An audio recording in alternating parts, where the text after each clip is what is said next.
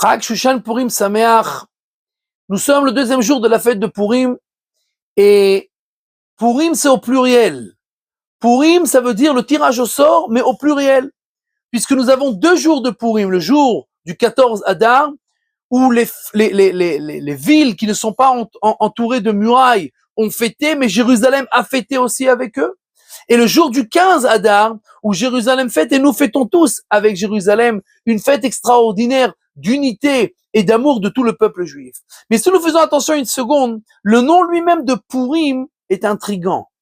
Purim, le tirage au sort. Je vous rappelle que le tirage au sort que Haman a fait, c'est le moment où en fait le décret a été fait. Et où Haman a dit qu'on allait décimer le peuple juif. Alors, au nom du décret, nous faisons la fête. En général, le nom de la fête, il vient de la délivrance.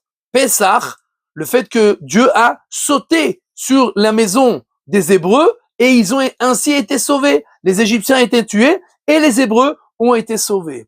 Donc Pessah, c'est le nom de la délivrance. Et Purim, c'est le nom du décret, du tirage au sort. Nos sages nous enseignent ici quelque chose de tout à fait extraordinaire.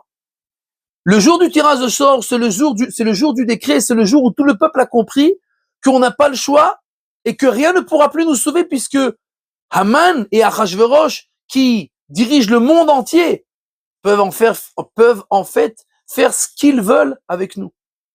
Et donc c'est le jour où on a commencé à prier de tout notre cœur en disant à Kadosh Baruch Hu, nous savons que nous ne pouvons plus rien faire, c'est que toi qui peux nous sauver. Et ce jour-là, c'était le jour en fait déjà de la délivrance. Quand quelqu'un comprend que le jour du décret, c'est le jour où il se rapproche d'Akadosh Baruch Hu, c'est le jour où il comprend qu'il doit être plus proche et qu'il doit être dépendant d'Akadosh Baruch Hu, indépendamment de ce qui va découler de sa prière, indépendamment de la délivrance qui va se passer à la fin de l'histoire de Purim. Le jour même où nous avons prié et nous nous sommes rapprochés d'Akadosh Baruch Hu, c'était déjà le but ultime du décret. Et chaque juif doit se rappeler, à chaque fois qu'il a un problème, à chaque fois qu'il a un pépin, il se tourne vers Akadosh Baruch Hu, et au moment où il se sent plus proche d'Akadosh Baruch Hu, il est arrivé au but ultime du décret.